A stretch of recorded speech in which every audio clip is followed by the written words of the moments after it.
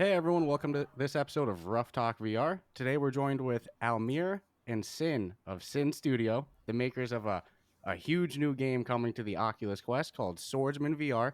And this game is pretty popular on the Yeah, PlayStation no, VR, there's some hype for this one. so I'm a little surprised that it's going to App Lab, but we'll get into that a little bit more. So Yeah. Alec and Sinn, do you mind to introduce yourselves a little bit to our guests and to maybe tell them a little bit about the game in case they've never even heard of it? Yeah, Amr, you want to go first, and then I'll kind of loop into the game as well. Yeah, sure. I mean, we got a great intro already. So yeah, my name is Almir. I'm one of the 33% of Sinn Studio. I focus heavily on like the marketing and just making sure that the company runs because that part of Sinn Studio still has to work. I don't get to engage as much with the creative process like Alec does, so he'll touch more on that. But making sure that everything runs behind the scenes is kind of what I do, and also making sure that we hear what you guys want from Swordsman. I'm the one in the back making sure everything is heard and relaying those messages to the team and stuff like that. But in terms of the game, Alec, I think we'll do a great job covering that. Yeah, so I'm Alec, or Sin, as they introduced me. Which, I'm another 33% of the company, and I do handle a lot more of the creative and dev side of things. Of course, we've got a team of people now that we can work with. Lots of wonderful, talented people. Um, but yeah, so Swordsman, like Almer mentioned, is the game that we're, I think, mainly talking about here today. And uh, like you said, a lot of the viewers, or actually, you might have said this before the call, but a lot of the viewers that you guys have are Quest users, and so Swordsman actually isn't out on Quest yet. It's coming out on App Lab very very soon, and it's essentially a physics-based melee sword fighting game, similar to, I guess, a lot of people have compared it to something like Blade and Sorcery or Gorn or Gladius on Quest. But where we try to shine, where we try to be different, is to focus more so on the actual sword fighting. So it's not so much about kind of manhandling your opponents, although you can do that. It does take more inspiration from HEMA, and engages you in a more realistic way. So if you want to feel like you're in a movie sword fighting with somebody rather than being just a god, uh, Swordsman is your game. So it sounds like blocks, parries, well-timed strikes. That's a big aspect of the combat in this, correct? Yeah, it's going back and forth with your opponent. It's almost like a little bit of a dance. Yeah, so being able to gauge you as a player in real time and being able to react to that effectively, that really creates that core foundation for the combat. Now I've looked at tons of footage of the game for PlayStation. I mean, I'm gonna assume you're gonna be maxing out every square inch of power that the Yeah, Quest 2 has available going on in it. yeah, it Graphically, was I tough. mean, are you gonna be able to carry over a good percentage of those tight looking graphics? Yeah, so we are done on that front. We've ported the game essentially, and so the only reason it's not out yet on Quest is because we wanted to get our latest update in before it released. That update's called Advanced Combat, and we can get a little bit into that here in a sec. But as for the graphics, the visual fidelity, like you're saying, it's pretty much there. Like most of what you might expect on, say, console, you will get on Quest. The only difference is we had to reduce the number of we had to reduce the complexity in the scenes a little bit. Like you might not see some of the clutter, the little tiny details that are like all over the place. But the general idea is still there, and That's it's surprisingly sharp. It's surprisingly good looking for we were not expecting to be able to push it that far. I'll live with a little missing clutter, you Yeah, if know. you can get little Yeah. little scattered clutter. No, I mean, because if people haven't seen the graphics alone on this are pretty friggin' incredible. Let alone the however or whatever is being used to run the physics for it. Yeah. So what was that like to get that? We'll get more into the actual combat physics, but what was it like transferring over the graphics onto the Quest? Was that a huge challenge of itself? Yeah, well, this whole journey has been pretty crazy because we started out developing it for PC, and then porting it to console was challenging. We we didn't really know what to anticipate there, and then porting it to Quest made console look easy. Like the Quest makes the console look very, very powerful. It was really tough. There's a lot. It's so tricky to squeeze that power out of the Quest because like the typical games you might think of that are huge, like Beat Saber or Super Hot or even Gorn, like they're very simple. They're very good games, but they're very simple. There's very few things going on. There's very few things that you have to deal with, or the GPU has to deal with at any time. So trying to find that balance, trying to work within the limitations of what the Quest can actually handle, it was very challenging. Yeah. Yeah, that's why I definitely made the assumption that you're squeezing every little juice out of this that it can possibly, Mhm. Yeah. And I think also why everyone's really looking forward to any updated headsets with more power because, all the devs out there are literally putting the squeeze on everything it's got. So this looks, Yeah. I'm excited for this because it looks like it's going to be really fun. It's got a decent following as it is.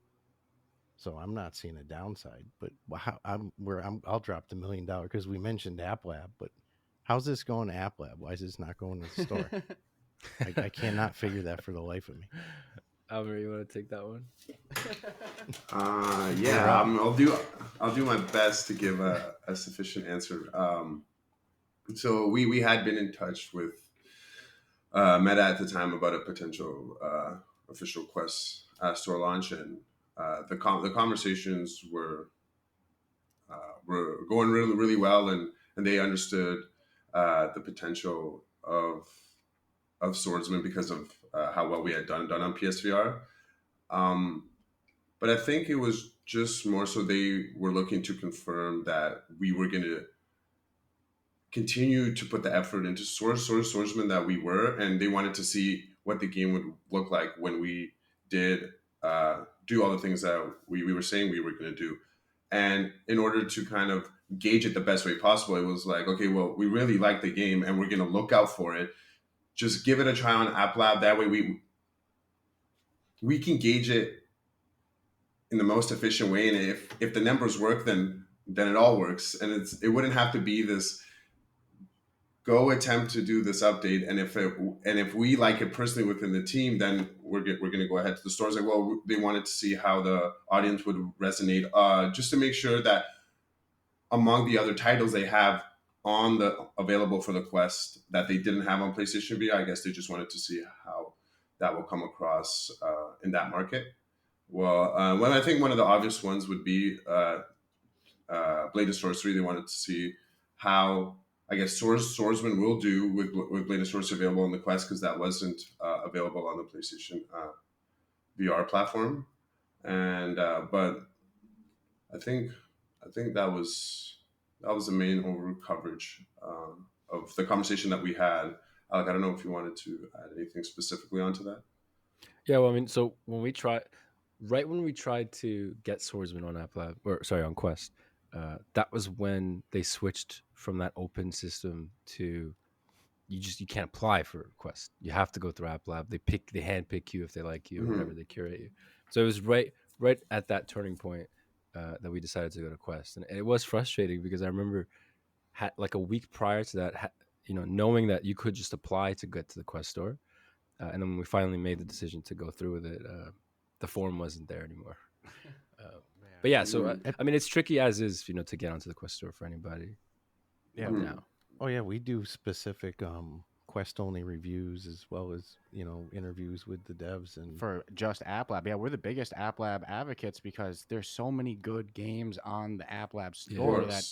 Yeah, I think part of getting the word out too to people is the reason why some of these, and that's why we always ask those questions, like why is your game? Because we reviewed so many games that do not deserve to be on App Lab. They 1,000,000% should be sitting in the store, but here it is. And here it is, and it's a little catch-22 because you're a little hidden being on App Lab as Yeah. well. It's like, it's people got to either find the direct link itself, or type in the name of the game perfectly, deal with a virus warning message. It's not an actual virus warning message, but this Yeah. huge pop-up, hey, this is an Yeah. official game.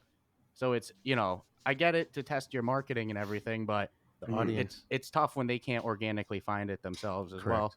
Whereas I think if a lot of people saw a game called Swordsman VR on the store scrolling, I think that they would be very inclined to click on that. Absolutely.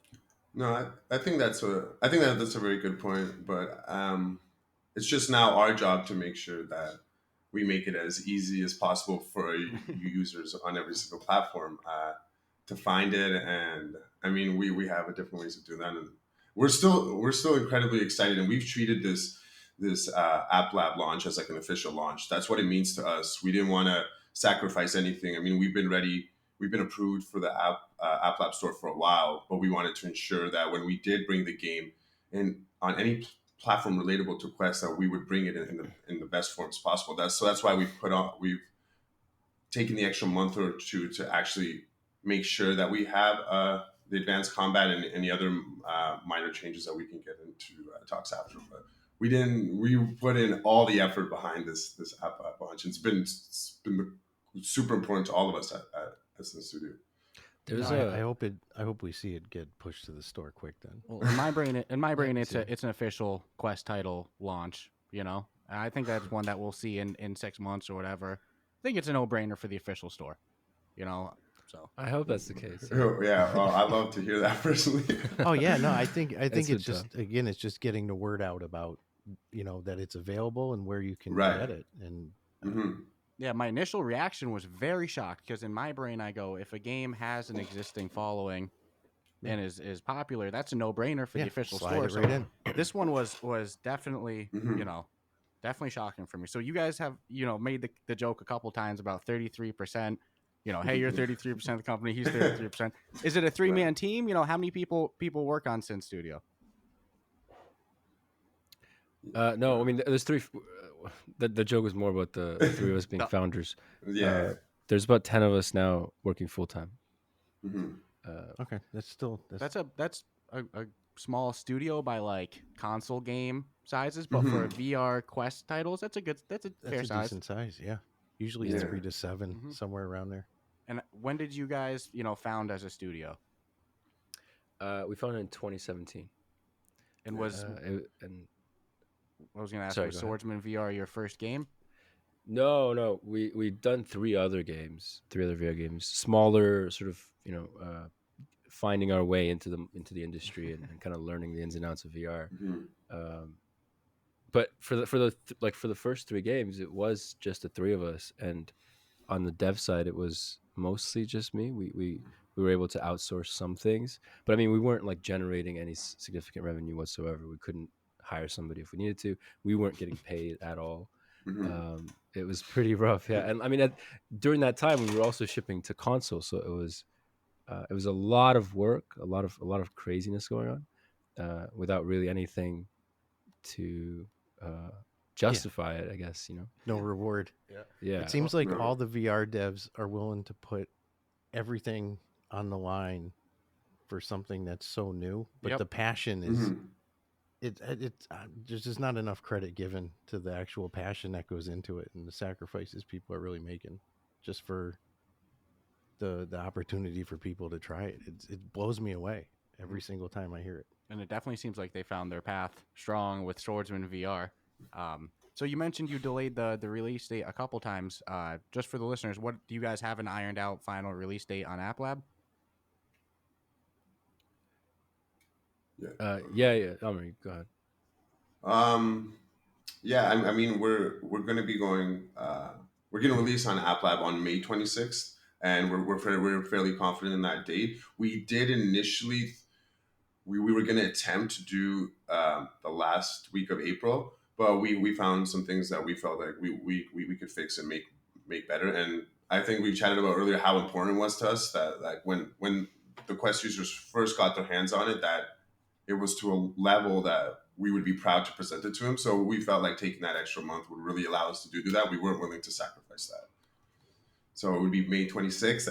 Alec, if you could touch on maybe some of the things that we wanted to just iron out to make sure the Quest users were getting the best experience possible.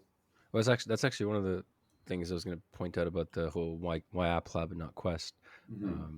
Like the game's been out for a while, and it's not right now. It's not what it used to be. Like when we shipped on PC initially and console, like the people playing it back then, it's just such a wildly different game. And so, when Quest looks at the game as a whole, like they're looking at that whole journey, and it's not like they're looking at just the game as it is right now. And I guess it is also a little bit weird because like when we release on App Lab on the 26th, we're gonna include with that release on day one our biggest update ever that really fundamentally changes the game. And so people on console and PC who have had the game for a while, or it's been circulating around there for a while, for them it's just like an overhaul. It's kind of like a 2.0. They get to see the before and after, and they can kind of play with that. But for Quest users, we really wanted to include that update as part of the day one, because it might have been a little weird if we like released the game and then 2 weeks later it's a whole new game all of a sudden. It might have been a bit jarring. And also that first impression, we really believe the update will deliver a much better experience overall. So yeah, like Almir said, we've actually had App Lab approval for how long now? A couple months maybe. Yeah, a couple months. Technically, like they had, we had the button to click to go live. But yeah, it's really important. I don't think we've ever put this much time and effort into a single port ever, and resources and marketing. Like everything's lined up so crazily well compared to the past. Just I guess because we learned, but also Quest is a very important platform for any dev. Well, hats off for actually delaying it the little bit of time to make the changes, because it sounds like it would be a pretty, I mean, I'm going to agree with you though. If you got a game and then 2 weeks later you turn it on, you get an update, you're excited, something's going to change, and it's almost like a different game feeling. Yeah. I do get a little bummed sometimes though when I can't know what a game was when it was first around. The evolution of a lot of games, it's never what it was the first time you ever played it. 3 years later, it's like, wow, that was not the same game at all that I got 3 years ago. Do we have I have a oh, go ahead. I was just gonna say I have a build on Steam from the beta, like before the game launched. It's still there. I could just click a button and send it to a private branch or something. Maybe it'll be fun someday to let people play that on Steam. Do a throwback day on like the 1 year or the next year anniversary or something like that. Mm-hmm. Yeah, that would be a cool idea. Maybe It's not so on the different. public branch though. Like Yeah. All right. No, definitely I agree with Stratus over here. Definitely a really smart decision to delay it. Like you said, first impression's big, especially if the long-term goal is to get on the official store. You don't want exactly. any, a very high rating is important. So I think that's good. Are you able to talk a little bit more about what these updates are? I've seen you promote them as the advanced update or advanced combat update. So can you tell us a little bit more about exactly what this is and how this is different from the current game that's out now? Yeah, so I mean the game as it is currently, a lot of it is relying on the foundation that we built when we started making the game, and at the time we had to use marketplace assets for animations, for example, and so we were kind of like what the combat was limited to what the marketplace animation pack happened to have in it. It's like, oh, here's like 6 attacks and a couple of dodges and this and that, and so you couldn't have any really sophisticated combat. And we tried to get around that in many ways, but ultimately I think it's there and you can feel it, that limitation, that restriction. And also the AI was never really able to keep up with the player and to anticipate the player. There were some things, and there are some things to do that, but it's not like the AI doesn't really know exactly what you're going to do next. It just kind of has a very, very narrow set of possibilities that it can detect, and then it kind of reacts to them with the limitations that we had.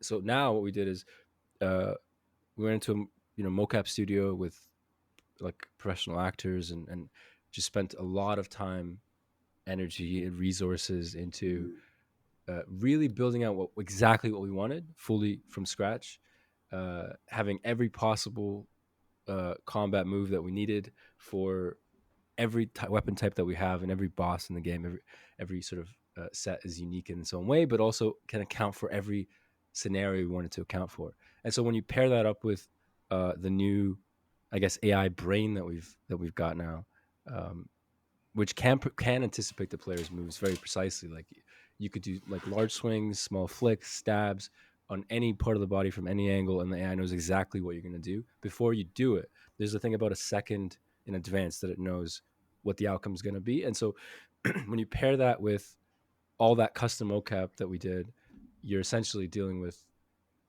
a technically invincible AI. Like the AI can be undefeatable, but then the challenge is, how do we balance this to actually make the AI fun and vulnerable in just the right ways to make it fun.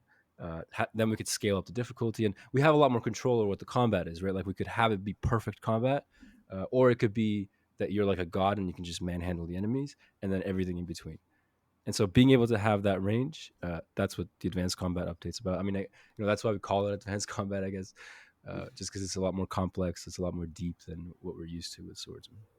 And that sounds absolutely crazy. Yeah, Stratus is over here looking at me halfway through what you're talking and goes, "This is fucking nuts."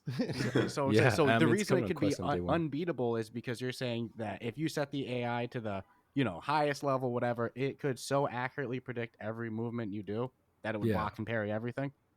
Yeah, I don't know if we'll actually expose that max setting. We That'd could be a maybe fun it'd be training fun. mode. Yeah, maybe a Yeah, fun yeah. training mode. Yeah, Yeah, the you're training, the Grand Master, your sensei or something, fucking beat the shit out Yeah. of you all the time. just always undefeated. Yeah. That's Yeah, I mean, so crazy, though. we can maybe show you guys. I don't have it right now, but maybe we can send you a clip soon.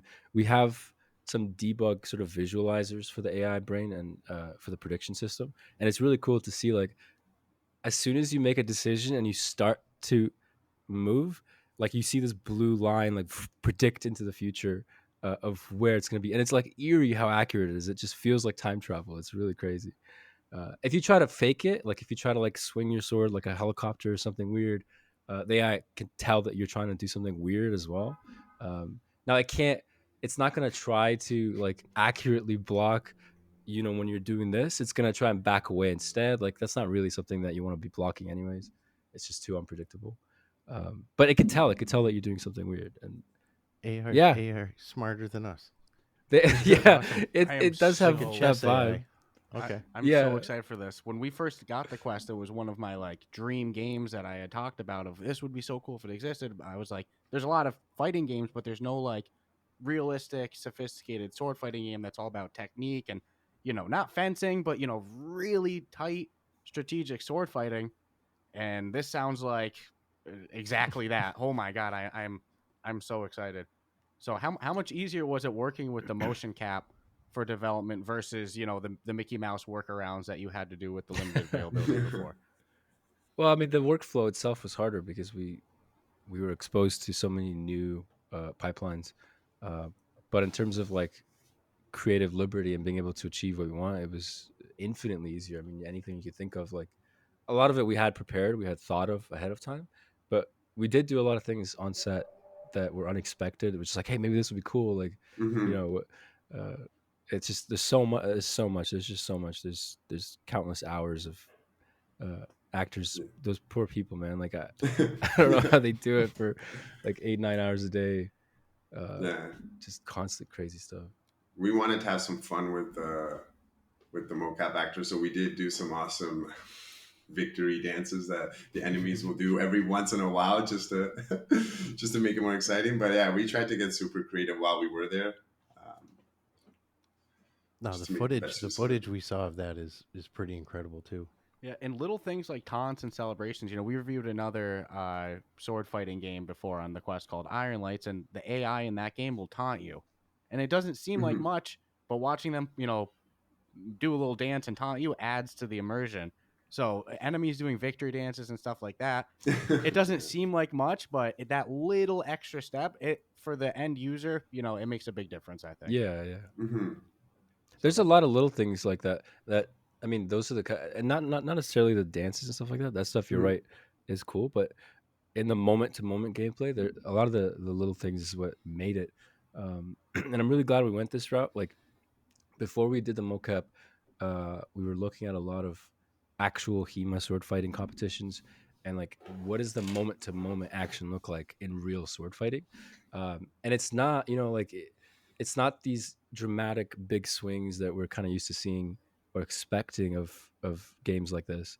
Um, it's more like light touches, like, I mean, there is obviously bigger swings, but like a lot of it is light touches. It's this constant like boom, boom, boom, boom. It's a back and forth constantly, and so getting that pacing across and really bringing it to life and engaging the player in that sort of rhythmic way.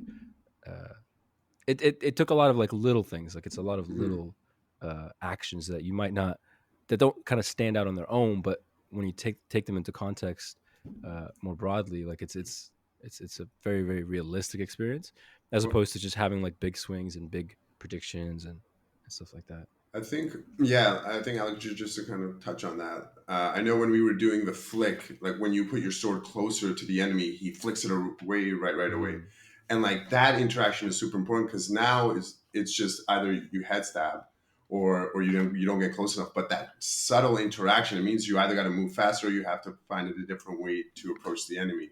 And one of the things when we did test just Swordsman internally, we found so much joy when we did do the back and forth, when we kind of decided to role play. And we were like, we wanted this to come out of the animations, to be able to have that back and forth.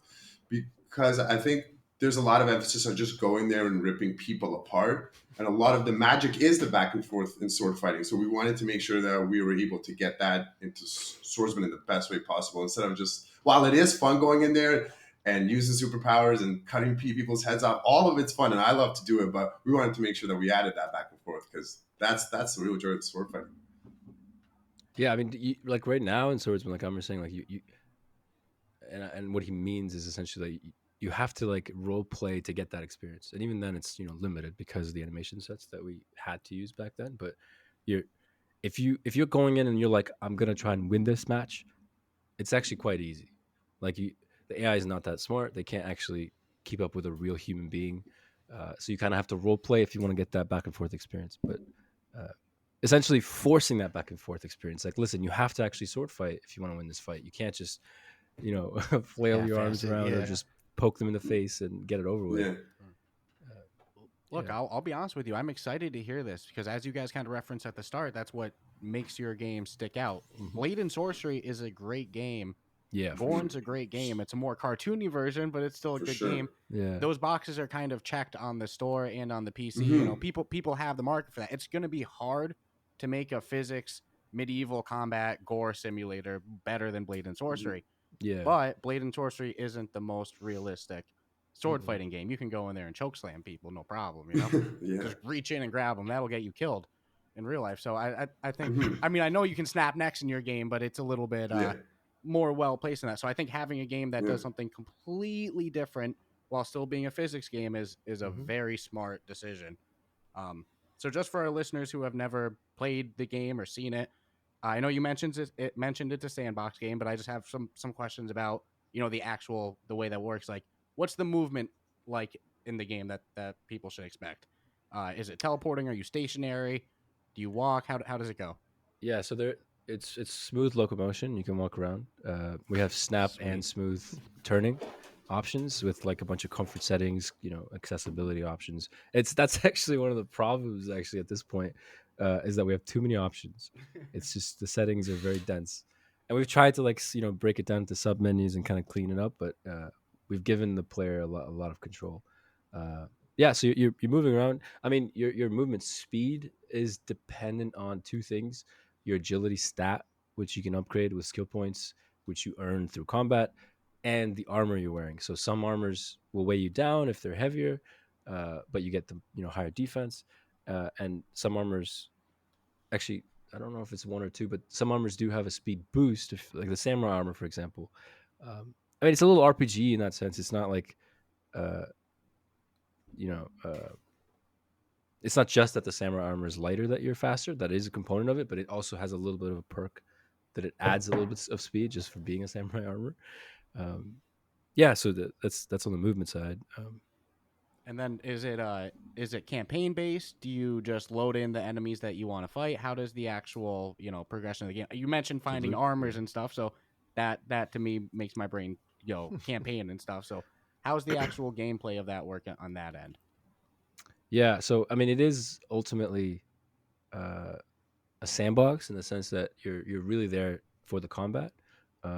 You have two ways of sort of accessing that combat. There is a campaign map that lets you go through the different factions and their environments and stuff like that, and each one of them has a boss fight at the end, and you have to beat them to get to the final boss. And then there's like bonus content that's there for free, like DLCs. But these levels you're accessing are essentially arenas themselves. And then you do have an arena mode where you can kind of customize the experience more, and you don't have to, go through the levels to ramp up difficulty or anything. You could just set your own difficulty and pick your own settings.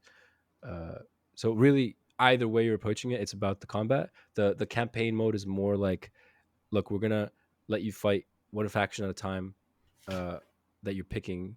It's gonna have 10 different levels of difficulty. You're gonna get to the last level. It's gonna be a boss fight.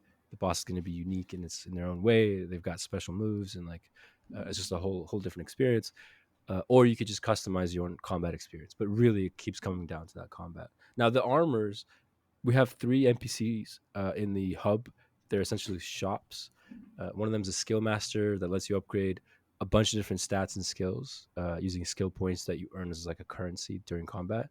And then we have an armorer and a blacksmith that lets you buy armors and weapons with gold, which is another currency that you earn in combat. There are some weapons that you can't buy, like boss weapons. You have to beat the boss to get them. And one of them, like the one of the weapons is tied to the horde mode, where it's like you have to get to a certain level to unlock it. But so like there's a little bit of requirements on those kinds of things. Ultimately, if you look at it big picture, it's like a sandbox combat simulator with RPG elements scattered all throughout. No, that's perfect. I think that Had lets me at upgrades. right When I wrote down some like, ooh, skill upgrades, armor, blacksmith. there's a lot of people. I love sandbox games, but it can be easy to put them down sometimes because I like progression too. Mhm. I can get very deep into my imagination and spend hours in the sandbox. Don't get me wrong, but I think that's not everybody's cup of tea. Whereas in having some sort of progression system with stats, you got real excited about it. Oh, yeah. Currency upgrades, a built-in campaign. I think for somebody who usually stays away from sandboxes, that's enough to lure get them in. Yeah. Yeah. And all the more settings, the merrier, I'll say, because if you don't include every freaking single possible customizable setting, you're gonna get somebody leaving some bad review because Exactly. How come it didn't have this, and how come it didn't have? yeah, definitely. everybody's VR preference seems to be different. It's like food. It's like nobody has the same taste buds. Nobody has the same VR preference. Yeah. Right. Well, that's And actually how we got the settings in. A lot of them, like people coming to us and being like, "Hey, can you guys do this?" And we're like, "All right." Mhm. Like I didn't even know you could do color blind options in a VR game. I didn't know how those color tweaks would affect like the stereoscopic rendering, but like it's a thing, and now it's in the game. If you're colorblind. Oh, so you're like full accessibility then. Oh yeah, it's like you could. Nope, There's a that's bunch of actually comfort really good. options and yeah. And Yeah. I think just to add to when we do an update and we add something to the game, we try to have a contest go along with the update. So for Christmas, we had presents that you had slash open that would drop depending randomly while you were in combat with enemies. And then we had the claws fight the year before that. Because every time we do add an update, it's like, okay, we want everyone to have a great time, but we also want to give back to the people that are constantly submitting ideas and engaging with us and being like, well, you should add this. And a lot of our community partake in those contests. So we're like, well, everybody gets excited, so we should keep doing these. So those come along with every update, and they're super exciting. And we've had prizes like PlayStation 5s. We've done Quest 2s. So those get super exciting as well, and they typically come with like a seasonal update. So people should watch out for those as well. So this sounds like one hell of a fun studio. yeah, definitely follow the Discord for these guys. Oh my god, we're a Appreciate father-son it. team. So one of my Awesome. first video game memories was playing Dreamcast. As a young boy, Yeah. and I remember Mhm. Ready to Rumble. If if you set your console date or you let it happen organically, but let's be real, we all went in the console and changed the date to I think Easter and Christmas, you could fight like you box Santa Claus or you box the Easter Bunny. So I heard you say that, and instantly I'm like, oh, that's incentive to go. You know it's Christmas. It's like you got to fire up some swordsmen because you get to fight Santa Claus. What the fuck? Hell yeah! I'm in. Oh yeah, that Claus fight is actually in the game permanently. Yeah, it's permanently there. That seasonal stuff is the only time I feel like the like we you have full freedom. It's like you could do anything and it makes sense. Because if we were to add Santa Claus like randomly in like June, people would be like, "Oh, cool," but like, what are you doing? Why? Yeah. No, I agree. That's it's great for community engagement. Contests in general, yeah. It gets people all Yeah. fired up and brings out the most competitive side. No, It that's pretty does. cool. Oh, definitely. We're terrible with that. We're way too competitive in almost everything. Even single player games that we're not playing together, but we'll party chat. Yeah, we try to outdo each other. Yeah, trying to outdo each other. Fair We're enough. not even playing We're each other. just doing some city builders. Like, what's your population at, huh? How many Yeah. people are in there? Well, that's awesome. Yeah, this is gonna be. Yeah. I'm really excited. And it sounds Really like this, excited. based off this game drops on App Lab. It's not like it's just gonna stay there without updates. It sounds like you guys have a whole mental roadblock or a roadmap of things you want to roll out. So this is No, it's man, just I'm coming out of excited. the gate. I mean, as is a lot of games now for App Lab, but this one's coming out done, complete, and polished. And obviously, if you guys who are involved hands on with making it and creating it, and you're tweaking it that much, it's like to that level of perfection is to hold it back for that even more added level of perfection. It's pretty ginormous. So Yeah, you can tell it's a definitely this tell is- it's a this big is- passion project. hell, this is Oh, gonna be yeah. good. So Yeah, definitely. This is gonna be real good. something I want to know: how did you two come together and found We're three. or you three as well? I know that there's a third, The other 33. 33. How did Sinn Studio come together? I'll let Alec take the reins on this one.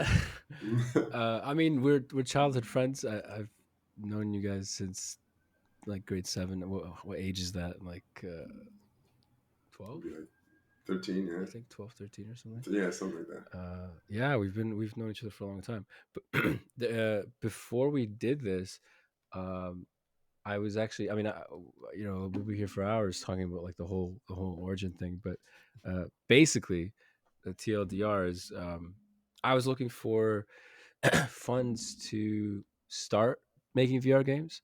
I couldn't fund it myself. Like I couldn't get the hardware and the software and the assets and just everything to do it with. And I spent like a year trying to find funds and I couldn't. And it was really brutal and exhausting. And just when I thought it wasn't going to happen, I happened to be hanging out with Almir and Nas, and I told them about that.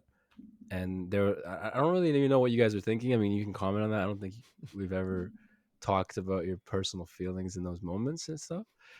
But I guess you guys were convinced that it seemed like a lucrative thing. Like this was the future. VR is going to be huge. I mean, back then it wasn't at all. But I told you guys about it, and you were like, "Hey, we'll give you the money. Let's do it. Let's do it together." And so here we are. But what were you thinking? Like, what? Yeah, I mean, I'd known Sinn like he said since we were young, and I know that when he gets into something, he almost disappears from life. Like he becomes so focused, and I mean, he put me in VR a couple of times through what was it, Job Simulator. What was the other one that we used to play? Diner Duo. So we would run, and I was, this is awesome. And we would spend so long in it, and I was like, there's no way that people aren't gonna love this. And I trusted Alex's enthusiasm for VR and his will to develop. And then I come from like a bit of a business background, and I was like, well, I can do all the stuff that you don't want to do because I like it.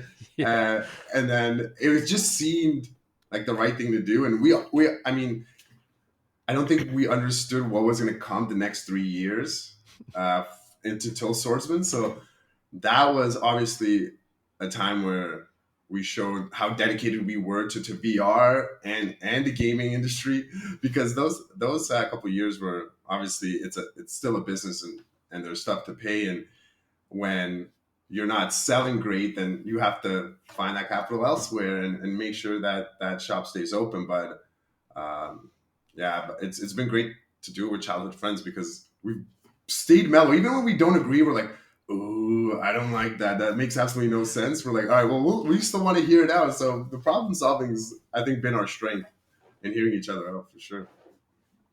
That's pretty incredible. Oh, I love Throw hearing it, that. yeah. Throw a pitch, your two buddies hear it, and they know your dedication and work ethic. And Yeah. you're like, yeah, we got this.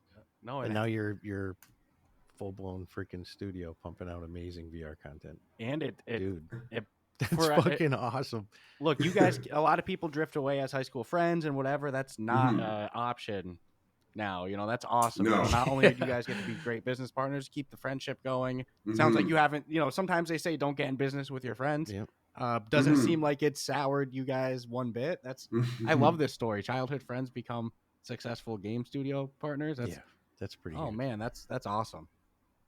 I mean, Alec, I know there's something I don't know if we've ever actually talked about it. So, Alec, I don't know if this would be a cool time to talk about I know where you're going with. 2019? Yeah, I think so. Yeah, I think that'd be you cool. can tell. You can talk about that. Yeah. I think you should tell it. I think you tell it the best. I think you're more passionate about the stories. I think you should tell.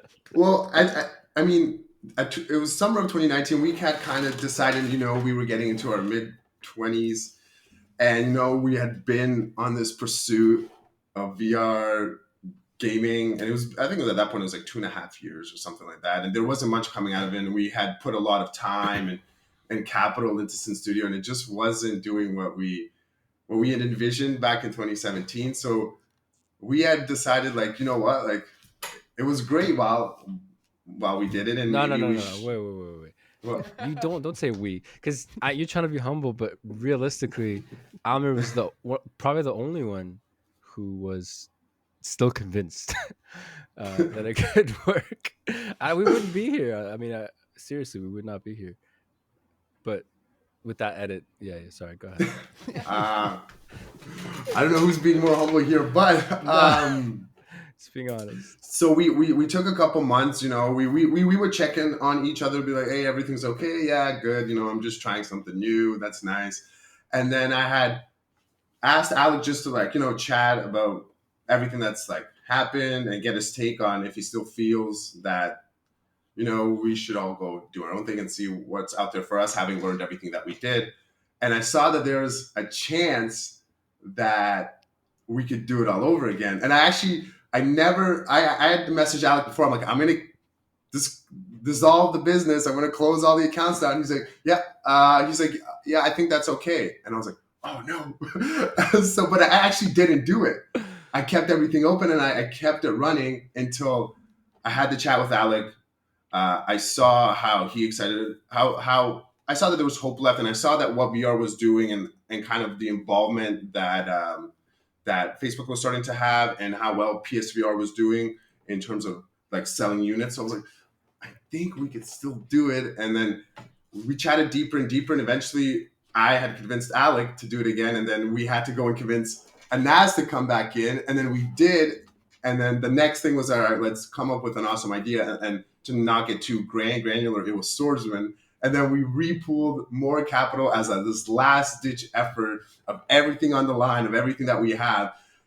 Please, we were like, praying at everything that Swordsman works out. And thankfully, I mean, that's kind of where it ends. And it was definitely everything on the table in terms of, like, sweat equity, but also our personal finances. Everything was on the table for Swordsman, and it was a good bet.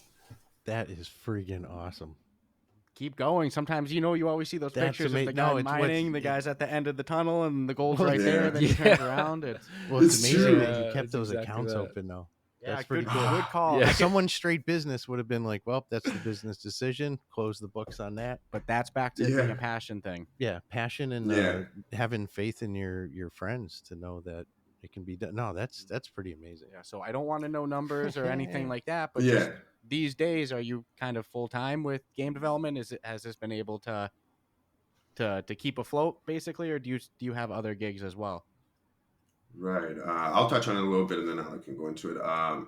No, we're all three of us are full time, and we have we have 7 other full timers that are on the team with us. So the team's dedicated. We're all focused, and yeah, no side gigs. We're completely like it's almost to a point where we're obsessive because it'll be like 1 a.m. and I'll message Alec, but we could add this into Swords, and what do you think? And he goes, yeah, but what if we did it like this? And then it's like 4 a.m. and we're like, oh. But yeah, that's kind of where the focus is and where the focus of the team is, and where we stand. Alec, if you have anything to add. No, I mean, just in general, yeah, we're all working full time, and like all 10 of us. Yeah.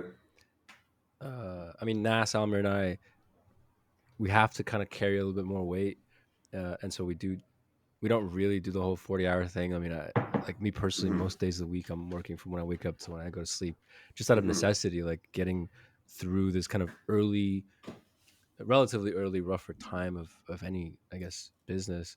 But also the VR industry is not going to wait for us. So it's like, we gotta move. We gotta go faster.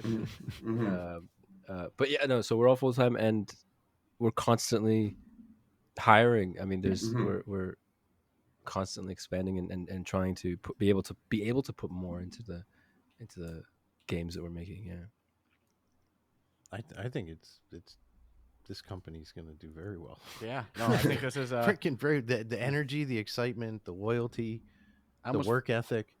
I almost feel like they're getting thrown on App Lab just to be the App Lab success story, you know? Yeah, it's like yeah, no, it's 100,000,000% from a marketing standpoint. See, that's this genius. is what you can do on App Lab. You can go from App Lab to the official store. Nice, you know. They got 100 reviews, everything like that. So, wow, we really appreciate that. So, I guess the $1 million question is, this is probably hard to answer for you guys. You know, it's tough. You know, we listen to a podcast that we made. It's hard to have an actual opinion about it because it's ourselves. I'm sure it's similar with that with the game development, but looking at, you know, the Oculus version that's getting ready to drop May 26th, what's your final thoughts as the developers for it? You know, how happy are you with what you've been able to carry over from PlayStation VR to the Quest? Are you 100% satisfied? Are you like, this is a great product? Or are there some things that were, you know, as the developer, it hurt to not include this or something like that? I'm actually surprised at how much we were able to do for the Quest port. I thought it was going to be a lot less and a lot worse. But that's just coming from like lack of experience porting to Quest specifically, and kind of knowing what you can do with it to squeeze that power out and to limit the stress on the hardware. But yeah, I mean, it's kind of hard to like quantify it or to put a number on it, but it's a lot more than I thought we could do.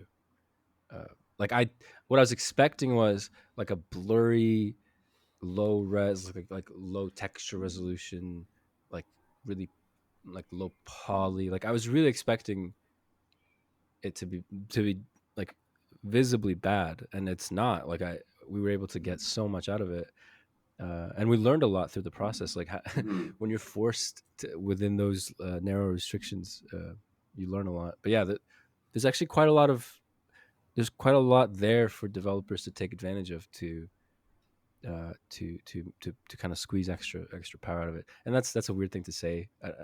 We're not like, you know, getting more power out of the hardware. Like the power's there, but we're using it more efficiently, I guess you could say. Yeah, you're maximizing everything that's available to its fullest extent. Yeah, it seems like some developers know some tips and tricks. Like you said, it doesn't increase the hardware or anything, but, you know, it can run smoother. Squeeze some extra juice, like you said, here and there. Rates and this is... Yeah, I mean, like one of the things you might notice is like, and if I don't tell you this, you probably won't notice, and if you forget about it, you won't notice. But like the foveated rendering on its own, and even though it's not with eye tracking or anything, it's essentially just like lowering the resolution of the render the further away it goes from the center of your view. But it's far enough in your peripherals that you don't really notice it. Like that stuff's blurry anyways. Even if you looked, you wouldn't really notice it. It's a little noticeable if you're looking for it, specifically when there's like, let's say like a straight line, and then you're looking away from it and you want to see the straight line within that sort of cone, and you might see a little, like, it's just really subtle, but it's a huge performance gain. Like it's just crazy how much unused, sort of irrelevant real estate there is in your peripherals. That as an example is like something we could, use. No, I'm super excited about this answer, and the reason I asked that is there's been a couple times we interview developers, and they're like, "Yeah, game's great on the Quest, but if you get the chance, you should definitely check it out on PC. That's the best representation." So it's really good to hear that you guys as the developers, it sounds like you feel like this is an accurate representation of what you were carrying over on PlayStation and computer. So I'm freaking stoked. Yeah, May 26th can't come soon enough. Yeah, I mean, hey, we're close. We're close. Yeah. So, I mean, I don't know if this is something you guys are comfortable talking about yet, but just for me as a fan, I gotta know. Have you guys ironed out a final cost point yet, or is that still something you guys are going back and forth with at 4 a.m.?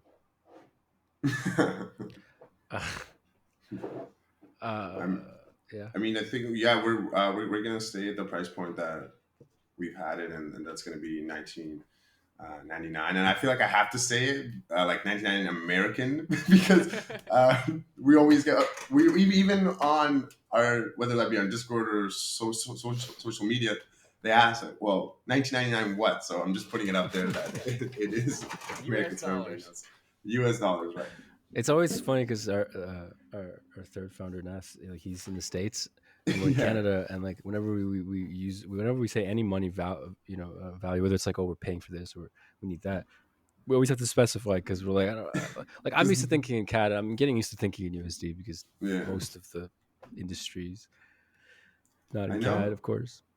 I know that y'all did ask if we had anything that we still wanted to add to this update. And I think for this update, we checked everything off that we wanted to, but that's not to say that we don't have a couple of other things brewing that we're actively working on that will be coming this year. And there'll be significant updates as well that will add like depth and replayability to Swordsman, and a little bit of competitiveness. So we're super excited to share that. And this is a major update, but we have a couple more left for 2022.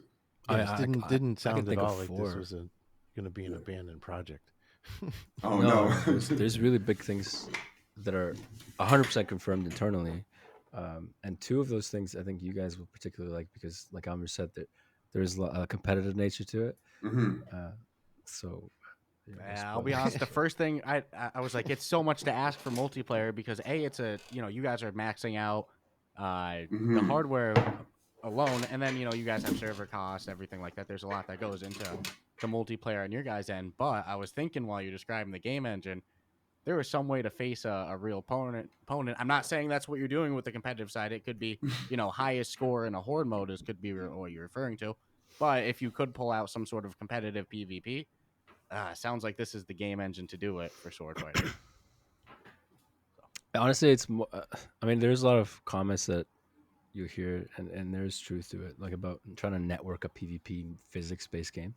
But really, the real problem with something like that is from the game design perspective. It's like, how do you give two people full control of a sword with their real hands and expect them to have a fun, engaging, sensible interaction, like something that's like, oh yeah, that felt like combat, it's not like you're just trying to outflail each other, because that's so really then the thing becomes like, okay, well, the only way we can make that work is by limiting what the player can do in like very, very specific ways, so that when they do play, it ends up feeling like a combat in the PvP sense, but then you lose the freedom that you might have otherwise.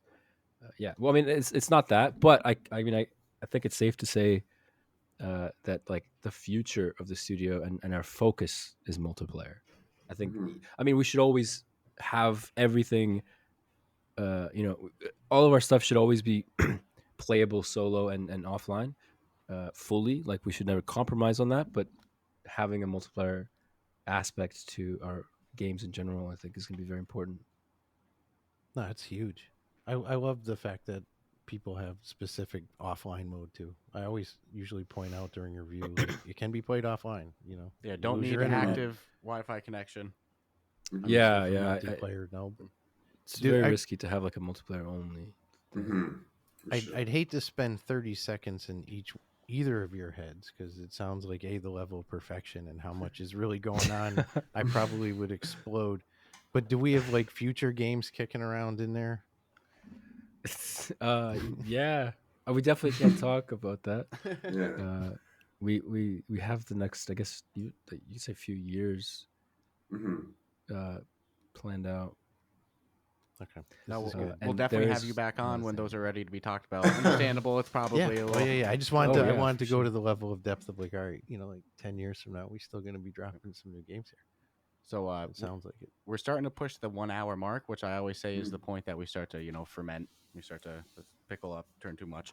Mhm. But there's a couple questions I always love to ask. One of them being the first VR experiences, but I think we kind of went over that with Job Simulator and Diner Duo. Yeah. So you referenced that this wasn't your first game. I gotta know. Obviously, we can't talk about the future upcoming games, but what were the past other games that you guys worked on before? Even if they're small, little, whatevers. Like you can take this one. I'll add. Yeah, so the first one was called Wraith, and it was just a wave shooter. It was basically like Brookhaven, if you guys remember that game in VR, in the VR sort of sphere from back in the day. But you had like a real time market in hours. Like you could buy and sell, your weapons and ammo and stuff like that without pausing. And Brookhaven, you had to wait between level. You had to pause between levels. In hours, you had to do it while you were getting swarmed. And then we had the Perfect Sniper, which was, I guess, like a story type of thing, but it was just a sequence of levels where you're in the city and you're getting a description of a target that you have to find and kill. You only have one shot. If you miss, you lose the level. If you hit the wrong target, you lose the level. And you're giving a description. So like maybe they're angry, or they're in a fight with their spouse, or in the easier levels they're wearing this or that. You never get to see like the target pointed out. You have to figure out who they are. And then we had Warzone, which was a multiplayer shooter on Steam. It was an offline shooter on console. It was I mean, all three of these games are pretty basic. It was our kind of into VR and game development in general. It helped set up that foundation for Swordsman and future games, like figuring out how to think about game design and Right. actually how to sell the games and make them interesting for people, and not get stuck in some of the typical holes that early devs tend to get stuck into. I mean, we did get stuck in many of them. Like that's kind of the whole thing, like figuring out what the pitfalls are. And Almir, do you want to add anything on the? Yeah, I mean, Alex did a great job giving that overview. The only thing that I feel like from my end that I really the major thing that I picked up from that was being able to read between the lines while also listening to the community, because sometimes the community has great ideas, but it's just the wording. So you got to kind of figure out like what do they really want, and like making sure that you're listening, because you can make a great game, and then if you don't know how to continuously update the game because you don't know how to listen to the community, you don't know how to even take their words to you and be like, all right, is this what you mean? Would it be like this? And actually get to what they're trying to get across, because sometimes it doesn't. And I think that's one thing that we really, really tried to do, to make sure that we know what our community wants, because if we're building things that they don't want, then it's just not a good thing. So we've made it even internally in our studio to like make sure that we're listening to our entire community, because if we kind of zone them out, then what are we really doing? Who are we making this for? So as we've grown, we've seen how important that is. And I mean, that's like one of the cardinal rules in the studio, is like make sure that we're hearing our community out when we are either thinking of updates or thinking about whatever, even a future game, stuff like that. Is make sure we're listening to them. Yeah, like half the game was pretty much made by the community. There's like meme weapons and like like half the mechanics were made by the community. I mean, by made I mean like they came to us and said, "Hey, this is what we think should change, and here's why," or we had to interpret and kind of figure it out. But yeah, like Swordsman wouldn't be where it is and what it is without the community, and it wouldn't be as successful as it was without the community. And it just seems like such a no-brainer thing to us, I guess, now, because we've gone through that and like realized it and had that epiphany and seen it in action. But yeah, I can't imagine, like, there's very few types of games where like community input might not be that helpful. So I would definitely encourage devs to kind of make it a collaboration with the people they're selling to and the people that are playing those games. I mean, they are games after all, right? It's supposed to be fun. Yeah, yes. no, that's Yeah, it's supposed to be fun. Yeah. No, we've seen Yeah. it both ways. We've seen, non-active or almost defensive, and we've seen, full-blown, we're involved in the community, and you can catch me on Discord or Yeah, Instagram. I am the community. Yeah, I'm available. We like to make note of that as well when we review things, that, look, it's an active community. I mean, the community's helpful. The devs will respond to you. I think that's a great lesson for people. Definitely. So Yeah. one more question I love to ask, and usually the answer is no. I'm tired by the end of the day, but outside of working on your game, do you guys still game in VR, or is it just one of those situations that you work on it all day, the last thing you want to do is put a headset on? Yeah, I'll go first. I play a lot of VR. One, because I want to see what the other great devs are making too. We want to support the other devs as well, so we can kind of message them back, like, hey, we played your game, it was awesome, and we'd love to do that. One of the games that we do get rather competitive on, and sometimes we'll even meet in there, is Population 1. So we'll go in and we'll get in there and shoot it around. That's our go-to. Yeah, that's our every night. Obviously we review games, but before we were playing whatever we got to review, we play a couple rounds of Pop 1. No way. Well, we'd love to jump on a game at some point. That would be awesome. Definitely. We'll swap some info after. Yeah, let's do it. But yeah, we've played like Creed, Blade of Sorcery, Gorn, Beat Saber. I have a huge library. I mean, I actively play it, and I know a lot of our team does too. But Alec can get on the specifics of what games he's been enjoying. That's such a hard question. Yeah, I mean, I personally, I've been like, okay, it's hard to. Like, I was a little bit upset when COVID happened because I was jealous of all the young teens and kids in school who didn't have to go to school because they could just sit at home and play games all day. Like, that would have been awesome if I was a kid now going through that. But no, I play VR and non-VR games. I have my whole life, and it's a little tricky and in a way sad because like I got into this because I love games so much. And I've never had as little time as I do now to just play for the sake of playing. Like, some part of me tries to find like some research purpose in every gaming experience I have now. I'm like, oh, okay, like not to actively research it, but like to find value in games beyond just I'm having fun and a good time, but learning as well. But yeah, no, I play just games in general all the time. It's definitely a big part of the culture and the studio. No, I get it 100% too, because we started a podcast to review games to justify the amount of time we were dumping in. Sometimes you do what you got to do, So besides Pop 1 and Creed, any other games you guys have been playing? We joke about being competitive, and we'll play some competitive games a lot.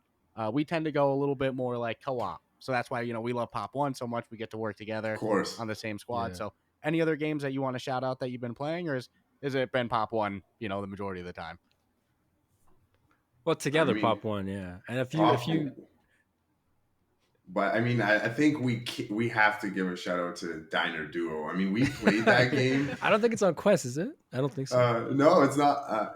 No, I don't think it's on Quest either. But I mean, in your PC, yeah. We played hours. Like, at one point, I was like, I think I can open up my own restaurant. I've got this down.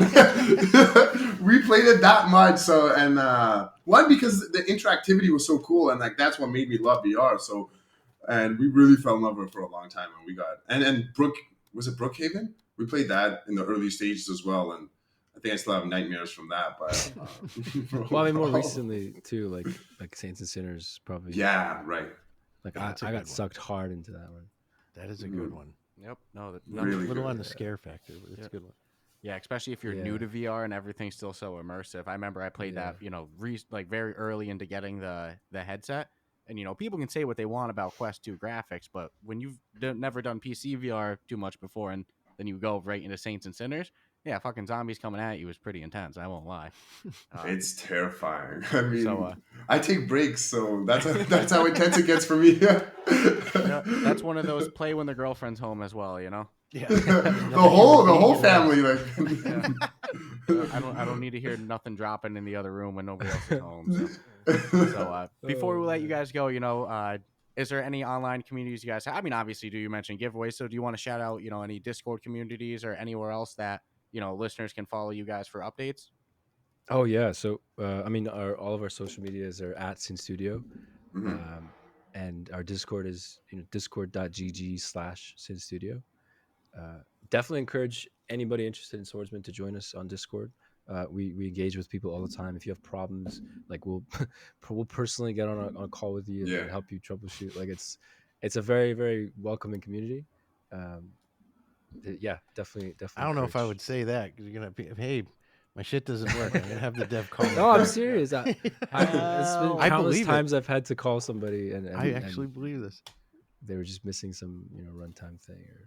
Oh man, that's back to the passion. Yep. That's not something you get in teams of No, and the finished product is going to speak for itself in that. Yeah, so- Guaranteed. You Yeah, can't we're have that excited. level of passion and then like, oh, look at this janky thing. It's Yeah. like, no, it just doesn't. Yeah. Life doesn't work that way. I truly believe that VR developers and specifically Quest developers, I don't know, they're kind of doing something revolutionary, something new. It's like you said, you have to find out the workarounds that you can do to make things run optimally. It's not like that there's just a guide you can go and type in and that's going to be the best source. It's you guys have to get really creative on your own, really innovate. I don't know, it for me as a fan of VR, it seems like a really exciting time. So I'm excited to see the passion you guys have, and I can't wait till May 26th. So again, for the listeners, Swordsman VR is dropping May 26th on App Lab, $19.99. We'll review it, ASAP when it comes out. We'll post the links for sure. Yeah, definitely post a link since you're not going to see it on the homepage of the Quest store or anything like that. And yeah, For sure. shit, in my mind, I'll treat this just as an official game review, So stay tuned for that. We'll blast all that out and go follow Sinn Studio. May 26th. I can't wait. Yeah. Can't I just wanted to quickly say also one thing as well, just to the community, because we've been on this road for so long. Obviously, we appreciate all the support that we've gotten, like just from like supporting the game, but giving us ideas and platforms like yours that give us a chance to kind of talk about Sinn Studio and everything that we've done.